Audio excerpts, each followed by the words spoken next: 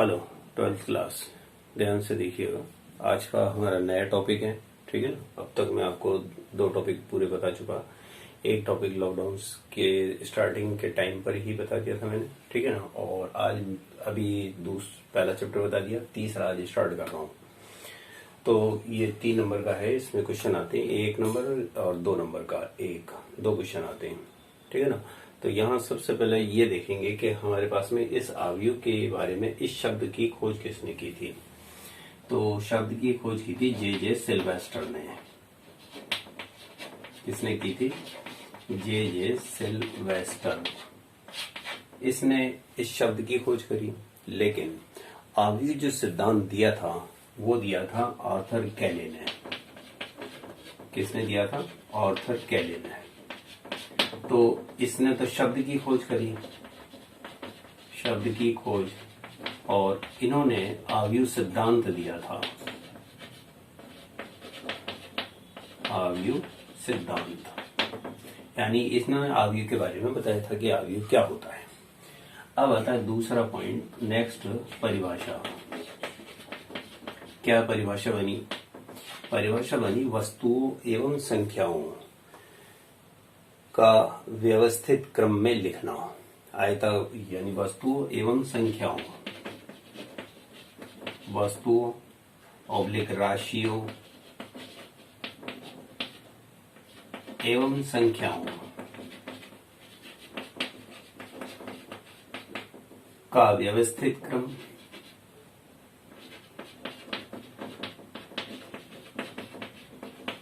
में व्यवस्थित क्रम में लिखना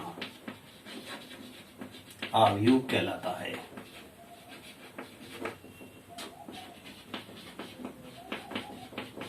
ठीक है।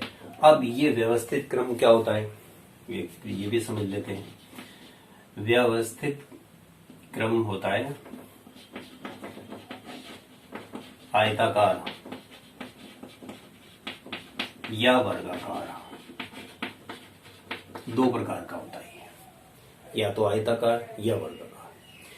अब इसमें वस्तुओं एवं संख्याओं को व्यवस्थित क्रम में, अब व्यवस्थित क्रम आयताकार या वर्गाकार क्रम विन्यास में लिखना, ये भी कह सकते हैं कि वस्तुओं एवं राशियों को आयताकार क्रम विन्यास में लिखना भी एक आयु कहलाता है।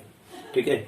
अब यहाँ आयु में हम सबसे पहले आयु के लिखने के लिए अंग्रेजी वर्णमाला का बड़ा अक्षर का प्रयोग करते हैं। यानी जैसे कैपिटल ए में लिख लिया, कैपिटल ए, यानी बड़े शब्द का प्रयोग करते हैं, capital A, capital B, capital सी।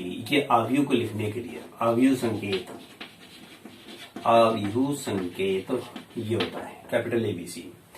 लेकिन आयु में आयु के जो अवयव होते हैं, के अवयव, वो होते हैं संगत छोटे अवयव, संगत छोटे अवयव। अब कैसे होते हैं और इसको किस में लिखा जाता है? आयताकार क्रम विन्यास में, यानी आयताकार हो या वर्गाकार हो।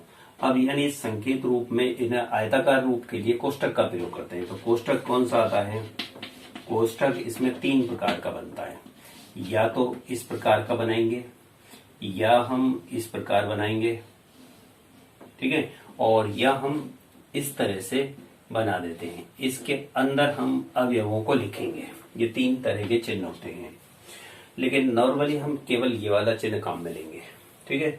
अब यहाँ माना आयु का मैं रिप्रेजेंटेशन कर रहा हूँ, आयु कैसे लिखेंगे? तो ए बराबर, अब जैसे यहाँ पर आयु को लिखा गया है, तो ये तो आयु हो गया खुद, ये एक आयु हो गया, एक संकेत दे दिया मैंने, एक नाम दे दिया, एक आयु का एक नाम हो गया। इसके संगत अवयव हुए ए के नाम, स्मॉल ए के नाम पर, स्मॉल ए के नाम पर। ठीक है। अब इसमें जो ये अंदर ए लिखा है, इनका भी कोई ना कोई एक क्रम होता है। 1 1 1 2 2 1 2 2 3 1 3 2। ठीक है। अब यहाँ पर आयु को हमने अंग्रेजी वर्णमाला के बड़े अक्षर से लिखते हैं, इसके अवयवों को संगत छोटे अक्षरों से लिखते हैं, और इसका आता है आयु की कोटि, आयु की कोटि। कोटि के नाम से ये बताता है m cross n। m cross n का मतलब m कहता है पंक्तियों की संख्या। m तो क्या चीज है यहाँ पर? m तो है पंक्तियों की संख्या, पंक्तियों की संख्या को व्यक्त करता है, और n स्तंभों की संख्या, स्तंभों की संख्या को व्यक्त करता है। अब यहाँ इस अवयव को देखकर बताओ कितनी पंक्ति हुई। देखो मैं आपको पंक्ति बताता हूँ, 1, 2 और 3। पंक्तियों को हम R से व्यक्त करते हैं और स्तंभों को हम C से व्यक्त करते हैं, R फॉर रो और C फॉर कॉलम। ठीक है, तो ये हो गई पहली पंक्ति, ये हो गई दूसरा पंक्ति, ये हो गई तीसरा पंक्ति। ठीक है, 3 पंक्ति। स्तंभ कितने हुए इसमें, एक स्तंभ और दूसरा स्तंभ, यानी ये कहलाया C1 और ये कहलाया C2। तो इस अवयव की कोटि क्या हुई, यानी इस अवयव की कोटि, अवयव की कोटि कहलाई 3 × 2। क्यों कहलाई 3? तो इसमें पंक्तियां बनी और 2 इसमें स्तंभ बने, तो 3 × 2। अब इन दोनों को गुणा करें तो कुल अवयवों की संख्या कितनी होती है? कुल अवयवों की संख्या, कुल अवयवों की संख्या ये लिखी जाती है m × n, यानी m को n से गुणा कर लो। अब आप 3 को 2 से गुणा करोगे तो यहाँ 3 × 2 बराबर कितना हुआ, 6 अवयव हैं इसमें। अब ध्यान से देखो इसमें कुल अवयव कितने दिखाई दे रहे हैं, 1 2 3 4 5 6, 6 ही है ना। तो इस तरह से हम इनको अवयवों की संख्या को भी इसमें व्यक्त कर देते हैं, और ये पंक्ति है और ये स्तंभ है। अब आता यह है कि इस अवयव को हम यहाँ पर व्यक्त कर रहे हैं इतना बड़ा रूप में, शॉर्ट रूप में कैसे लिखते हैं देखिएगा। संकेत रूप में किसी अवयव को शॉर्ट रूप में लिखते हैं तो यहाँ हुआ एक अवयव a बराबर बड़ा कोष्ठक aij और m × n। अब यहाँ चारों चीजें समझना। a तो हो गया अवयव को व्यक्त करना, स्मॉल a हुआ अवयव को व्यक्त करना, i और j क्या है, i क्या है, j क्या है, m क्या है और n क्या है। i तो है अवयव की पंक्ति, अवयव का पंक्ति क्रमांक, अवयव का पंक्ति क्रमांक। ठीक है, पंक्ति क्रम, पंक्ति क्रम कह लो, पंक्ति क्रम। जे क्या है, अवयव का स्तंभ क्रम, स्तंभ क्रम। एम क्या है, पंक्तियों की संख्या, पंक्तियों की संख्या। ठीक है, और एन क्या है, स्तंभों की संख्या। तो इस तरह से हम किसी अवयव को रिप्रेजेंट करते हैं। तो ये हमारा मूल तरीका होता है एक अवयव को व्यक्त करना। अब इसमें अवयव हमारे पास एक नहीं, 2 हो सकते हैं, 3 हो सकते हैं, 4 हो सकते हैं, 5 हो सकते हैं, लेकिन पहले को ए से व्यक्त करा तो दूसरे को बी से व्यक्त कर देंगे, तीसरे को सी से व्यक्त कर देंगे। इस प्रकार हम इन्हें व्यक्त कर सकते हैं। तो आई और जे तो क्या हुए, अवयव की पंक्ति और स्तंभ क्रम। एम और एन क्या हुए, अवयव की में पंक्तियों की संख्या और स्तंभों की संख्या कहलाता है। ठीक है, अब इसमें अगला पॉइंट आता है हमारे पास में उप अवयव, सब मैट्रिक्स।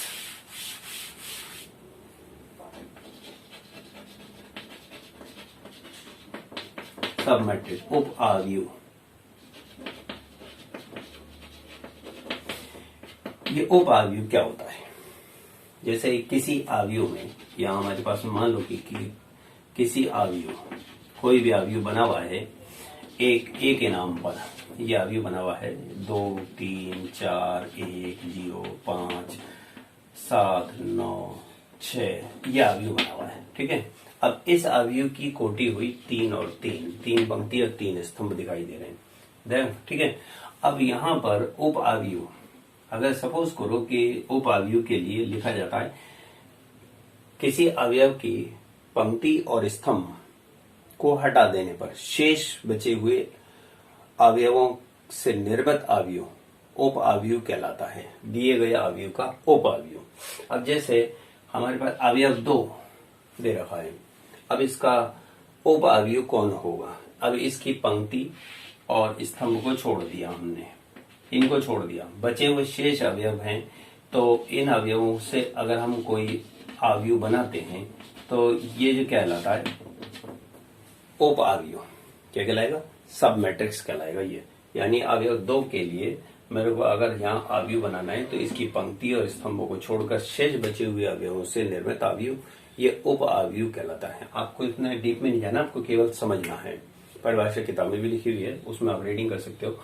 तो ये उप अवयव 2 के लिए है। मान लो 3 के लिए बनाना हो तो 3 की स्तंभ और पंक्ति को छोड़ दो, एक साथ 5-6 बचेंगे। 4 के लिए बनाना हो तो इसकी पंक्ति और स्तंभ इसको छोड़ दो तो ये आ जाएगा चारों अवयव, इस तरह से।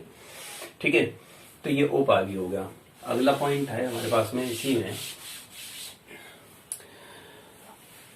अवयव की तुल्यता। अवयव की तुल्यता। अब तुल्यता से तात्पर्य है कि ये कम से कम तुलना शब्द बोल रहा है, और तुलना होती है कम से कम 2 अवयव हो। तो तुलना एक में नहीं होती, स्वयं में तुलना नहीं होती, कम से कम 2 अवयव होना जरूरी है। तो यहाँ ये बताएं कि 2 अवयव ए और बी इस प्रकार हैं। 2 अवयव ए और बी इस प्रकार हैं कि इनके पंक्ति और स्तंभों की संख्या, यानी ये समान, इनका कोटि समान है यानी क्रम समान है, तथा यानी पंक्ति और स्तंभों की संख्या समान हो। तो यहां पर इस प्रकार है कि इनकी कोटियां समान हैं, कोटियां समान हैं। अब या तो कोटियां शब्द कह लो, या आप ये कह सकते हो कि इनकी पंक्ति और स्तंभों की संख्या समान है। पंक्ति एवं स्तंभों की संख्या समान है। ठीक है, समान हो। अब यहां जैसे एक अवयव है, एक माना ए इस प्रकार का है और बी इस प्रकार का है, तो 1 2 3 0 2 1, ठीक है, 4 0 5 6 1 2। अब ये 2 अवयव जो है हमारे पास में, इन दोनों में बताइए पंक्ति और स्तंभ कितने कितने हैं। इसमें पंक्ति 2 स्तंभ 3, इसमें पंक्ति 2 स्तंभ 3। 2 पंक्ति कैसे हैं? एक पंक्ति और ये दूसरी पंक्ति, यानी पंक्तियां आड़ी लाइन में गिनी जाती हैं। एक स्तंभ, दूसरा स्तंभ, तीसरा स्तंभ, ये 3 स्तंभ हो गए। तो 2/3 का ये है, 2/3 का ये है। तो ए और बी क्या हुए? दोनों तुल्य हुए। अब यहाँ दोनों तुल्य हुए, परंतु इसमें अवयवों की संख्या समान नहीं है। तुल्य अवयव तो है, परंतु इसमें अवयव, ये जो दोनों अवयव समान नहीं है। ए और बी तुल्य अवयव हैं, परंतु समान नहीं है, बस ये है इसमें। अब अवयव में समानता का मतलब क्या होगा? अवयव की तुल्यता तो ये हुई, खाली इसमें क्रम समान होना चाहिए। ये आपका पंक्ति और स्तंभ का क्रम है ना, ये समान होनी चाहिए। अवयव की इसमें कोई जरूरत नहीं है समान होने की। फिर आता अवयव की समानता। अगला पॉइंट है अवयव की समानता।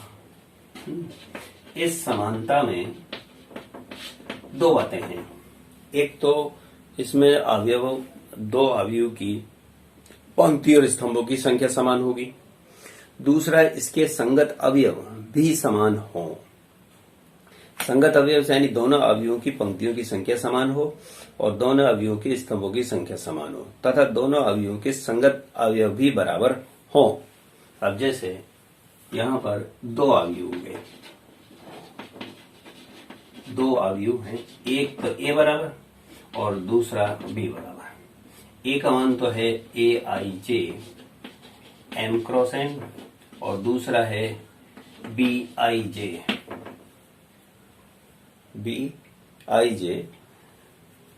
R cross P। अब यहां ये देखो कि ये इसमें 3 गुण होने चाहिए। 3 गुण कौन कौन से? समानता के लिए दोनों अवयव में पंक्तियां समान हो, पंक्तियों की संख्या समान हो, पंक्तियां, अब देखो इसमें पंक्ति कितनी है? M, इसमें पंक्ति कितनी है? R, तो अर्थात M बराबर R होना चाहिए। फिर दोनों अवयव में स्तंभों की संख्या समान हो, यानी n बराबर p। ये दोनों ही नॉट इक्वल 0 भी हैं, ये भी ध्यान रखना है, ऐसा नहीं है बराबर हो। फिर तीसरी बात, दोनों अवयव में अवयव समान हो। अब अवयव अंदर तो ए आई जे, बाहर बी आई, दूसरे में भी आई जे, तो ए आई जे बराबर होना चाहिए बी आई जे, संगत अवयव समान हो। यूं भी कह सकते हो कि संगत अवयव समान हो, संगत अवयव समान हो। तो दो बातें हैं इसमें मूल, तो कि पंक्ति और स्तंभों की संख्या समान हो तथा संगत अवयव समान हो। अब आपको यहाँ ऐसे दो अवयव बताने के लिए क्या करना होगा, तो उसके लिए आपको क्या है, ये कंपैरिजन कहलाता है, तुलना, कंपैरिजन। तो इसके लिए हमारे पास में प्रश्न आता है इस प्रकार का कि जैसे कि सपोज करो कि एक ए बराबर अवयव दे रखा है 1 2 3 4 5 6, ठीक है, और बी के नाम से भी अवयव अगर आपको यहाँ पर 1 2 x 3 4 और 3 y 4 6 ये दे रखा है, सॉरी यहाँ 4 है। अब आप ये देखना कि ये अवयव और ये अवयव, प्रश्न यहाँ ये कहेगा कि हमसे कि ये दो अवयव समान हैं, तो x और y का मान बताओ। तो अब क्या करोगे कि इन दोनों अवयव की तुलना कराओगे। तुलना में यानी यहाँ दोनों अवयव हम लिख लेते हैं। अब ये दोनों बराबर हुए ना, तो A I J M cross N बराबर B I J N R cross P, ये बराबर हो गया। तो यानी ये तो बराबर बताना था, तो यहाँ हमको प्रश्न देगा। तो अब इससे हम क्या करेंगे, देखो संगत अवयव 1 1 के बराबर है, 2 2 के बराबर है, तो फिर 3 किसके बराबर हुआ है, x के, तो यहाँ 3 बराबर x आया, 1 मान दो। 4 4 के बराबर है, दूसरी पंक्ति का पहला अवयव। फिर 5 किसके बराबर माना जाएगा, y के। तो इस तरह से अज्ञात अवयव को हम इस प्रकार ज्ञात कर सकते हैं। तो ये अवयव, दो अवयव की समानता का मतलब होता है कि समान कैसे होते हैं, समान होते हैं तो पंक्ति स्तंभ समान हो तथा अवयव भी समान हो। अब अवयव समान होगा तो यहां पर मान लो कि ये 3 लिख दिया हमने और यहां मैंने 5 लिख दिया। अब दोनों अवयव आपको कैसे दिखाई दे रहे हैं, बिल्कुल समान। तो ये तुलनीय पूर्णतः समान है। अब आता है इसके अंदर अवयव के प्रकार। अब अवयव के प्रकार देखना, कितने प्रकार के अवयव होते हैं। अवयव कई प्रकार के होते हैं।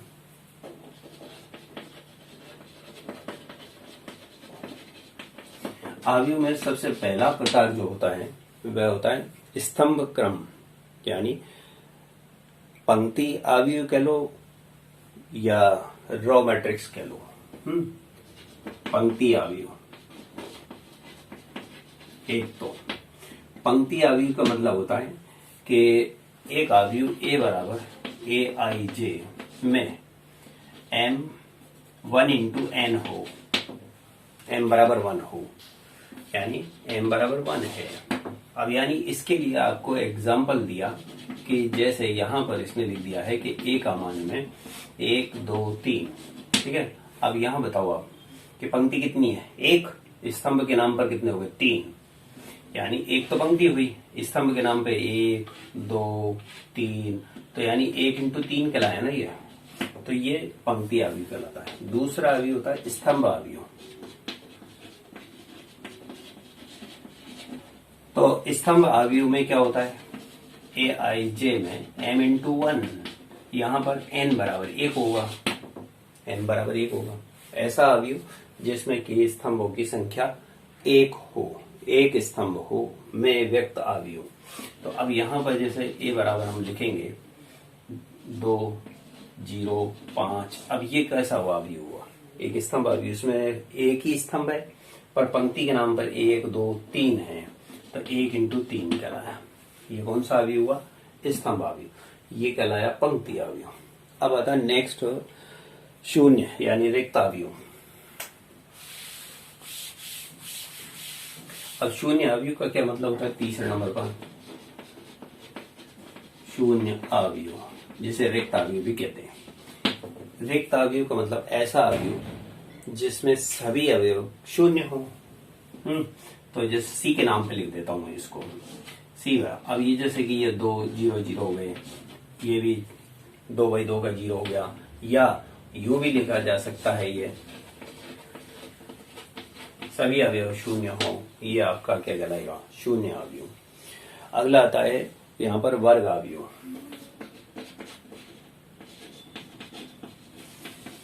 वर्ग अवयव किसे कहते हैं, ऐसा अवयव जिसमें पंक्ति और स्तंभों की संख्या समान हो। ठीक है, पंक्ति एवं स्तंभों की संख्या समान हो। ठीक है, तो ये समान होने का तात्पर्य यहाँ ये हुआ कि जैसे एक अवयव ए बराबर है, इसमें अवयव लिखे हुए हैं आपके पास में, जैसे कि 1 2 4 5 3 6 9 7 2। अब ये अवयव जो है ना, इसमें कितनी पंक्ति और कितने स्तंभ है, 3 × 3, यानी यहाँ 3/3 का है। दूसरा अवयव अगर मैं बनाऊं जैसे कि 3 4 1 2, ये 2/2 का हो गया। पंक्ति और स्तंभों की संख्या समान हो, 2/2 भी होता है, 3/3 भी होता है, 4/4 भी होता है, 5/5 भी होता है। तो ये अवयव कहलाते हैं वर्ग अवयव, जिसमें पंक्ति और स्तंभों की संख्या समान हो। अब इसमें एक चीज समझनी थी, मुख्य विकर्ण क्या होता है। मुख्य विकर्ण हम उसे कहते हैं ऐसा वर्ग अवयव जिसमें विकर्णों के अवयव ज्ञात हो। अब यानी यहाँ पर जैसे कि प्रत्येक वर्ग अवयव में होने को तो कितने विकर्ण होते हैं, विकर्ण, कर्ण और विकर्ण, 2 चीजें होती हैं। अब कर्ण शब्द तो आप जानते होंगे कि त्रिभुज में बनता है, ये वाला ये कर्ण कहलाता है, 90 डिग्री के सामने वाली भुजा। लेकिन विकर्ण में क्या होता है, वर्ग है, वर्ग में देखेंगे हम वर्ग हो या आयत हो। अब इसमें जैसे कि सम्मुख शीर्षों को मिलाने वाली रेखा, ये वाली विकर्ण कहलाती है, इसको हम विकर्ण बोलते हैं। ये विकर्ण भी है और ये भी विकर्ण है। लेकिन इसमें से मुख्य विकर्ण कौन सा होगा, जो बाईं ओर से दाईं ओर नीचे की ओर जाए, बाईं ओर ऊपर से दाईं ओर नीचे की ओर जाए। तो जैसे कि एक अवयव दे रखा है A11 A12 A13 A21 A22 A23 A31 A32 और A33, ये एक अवयव है। अब इसमें ये जो अवयव है ना, ये वाले, ये मुख्य विकर्ण के अवयव कहलाते हैं। बाईं ओर ऊपर से दाईं ओर नीचे की ओर व्यक्त किए गए अवयव, ये मुख्य विकर्ण के अवयव कहलाते हैं। ये मुख्य विकर्ण है, मूलतः मुख्य विकर्ण ये होता है, ये वाला विकर्ण मुख्य विकर्ण कहलाता है, इसको बोलते हैं मुख्य विकर्ण। ठीक है ना, परिभाषा बुक में है, वैसे अपने आती तो है नहीं इतना, लेकिन जो आती है वो मैं लिखा दूंगा। ये वाले मुख्य विकर्ण कहलाते हैं। तो आया ना आपकी समझ में, मुख्य विकर्ण कौन से होते हैं। विकर्ण 2 प्रकार के हो गए, एक तो ये हो गया, एक ये वाला भी होता है विकर्ण, लेकिन इसको तो बोलते हैं लीडिंग डायगोनल और इसको बोलते हैं अपर डायगोनल। लीडिंग डायगोनल है ना, और अपर डायगोनल नीचे से ऊपर की ओर वाला, 2 प्रकार के विकर्ण हो गए। अगला आता है यहाँ पर हमारे पास में कि विकर्ण अवयव कौन सा हुआ। विकर्ण अवयव यही कहलाता है, ठीक है, जिसमें कि ऐसा वर्ग अवयव जिसमें कि विकर्ण के अवयव के अतिरिक्त शेष अवयव शून्य हो।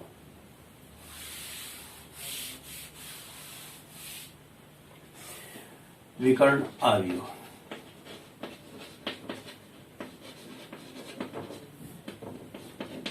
ऐसा वर्ग अवयव जिसमें विकर्ण के अवयव के अतिरिक्त विकर्णों के अवयवों के अतिरिक्त शेष अवयव शून्य हो। अब कैसे, एग्जाम्पल, तो ये परिभाषा तो ये हो गई। एग्जाम्पल क्या हुआ इसका, एग्जाम्पल ये हो गया कि एक अवयव है। अब ये कहता है ऐसा वर्ग अवयव, वर्ग में हमारे पास या तो 3/3 का होगा या 2/2 का होगा। अब जैसे यहाँ 3 4 और ये 0 0, तो ये मुख्य विकर्ण के अवयव तो ज्ञात हैं। अब जैसे कि यहाँ मुख्य विकर्ण के अवयव तो 1 2 3 हो गए, पर शेष अवयव क्या हुए, 0 हो गए। ये देखो मुख्य विकर्ण के अवयव तो ज्ञात हैं, शेष शून्य है। पर मुख्य विकर्ण के अवयव शून्य नहीं होंगे। इसमें से कोई एक हो भी सकता है, लेकिन ये सभी शून्य नहीं होंगे, ये ध्यान रखना, क्योंकि सभी शून्य हो गए तो फिर ये पूरा परिणाम इसका शून्य बता देगा। ठीक है ना। तो इस तरह से ये मुख्य विकर्ण के अवयव हैं यहाँ पर, है ना। बाकी के शून्य हैं, तो ये वर्ग विकर्ण अवयव कहलाया, और मुख्य विकर्ण होता है ये वाला। अब आता है इसी में कि अदिश अवयव, ऐसा वर्ग अवयव या ऐसा विकर्ण अवयव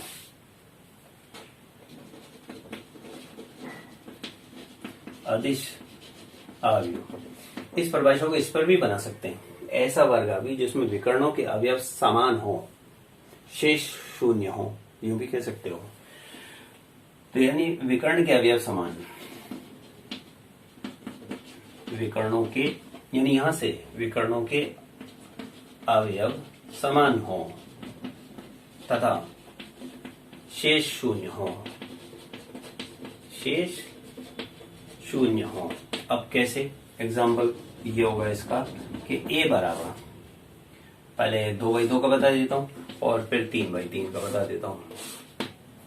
जैसे यहां लिखा है इसने 2 2 और बाकी के ये क्या हो गए 0 0, विकर्ण के अवयव तो समान हो गए ना। अब यहां लिखा है 5 5 5 और बाकी के 0, ये देखो मुख्य विकर्ण के अवयव समान हो। तो मुख्य विकर्ण के अवयव अगर असमान है तब तो वो विकर्ण अवयव है, और अगर समान है तो वह आदेश अवयव है। हालांकि इस आदेश अवयव को हम विकर्ण अवयव भी कह सकते हैं। लेकिन अब यहां आता है इकाई अवयव। अगला इकाई अवयव क्या होता है? ऐसा विकर्ण अवयव जिसमें विकर्णों के अवयव, यानी विकर्णों के अवयव, सभी अवयव एक हों। अब एक लिखा जाएगा उस जगह पर, या ये कह लो कि आदेश अवयव में विकर्णों के अवयव इकाई हों,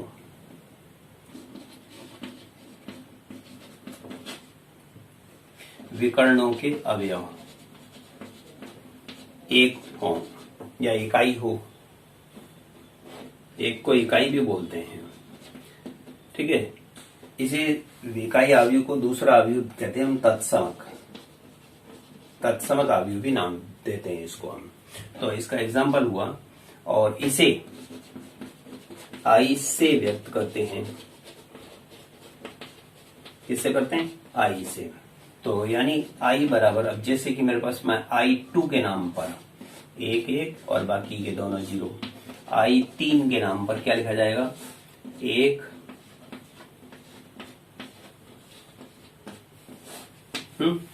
तो I2 का मतलब इसमें 2/2 का है, इसमें दोनों ही विकर्णों के अवयव 1 हैं। I3 का मतलब विकर्णों के अवयव 3 बार 1 1 हैं। I4 का मतलब हो जाएगा इसमें विकर्ण के अवयव 4 बार 1 1 लिखे हुए हैं। बाकी के अवयव क्या है इसमें? 0।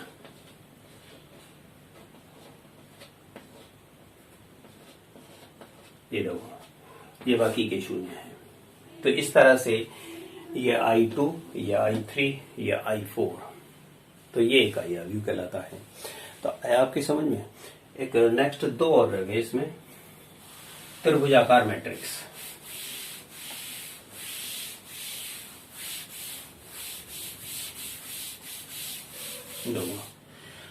ऊपरी त्रिभुजाकार मैट्रिक्स और निम्न त्रिभुजाकार मैट्रिक्स।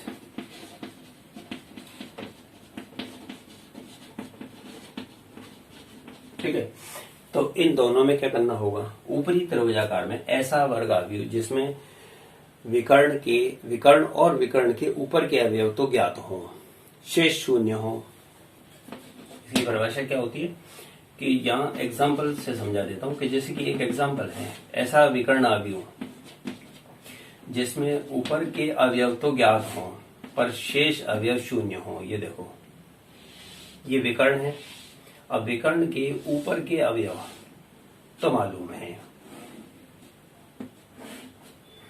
विकर्ण तथा इसके ऊपर के अवयव, ठीक है ना।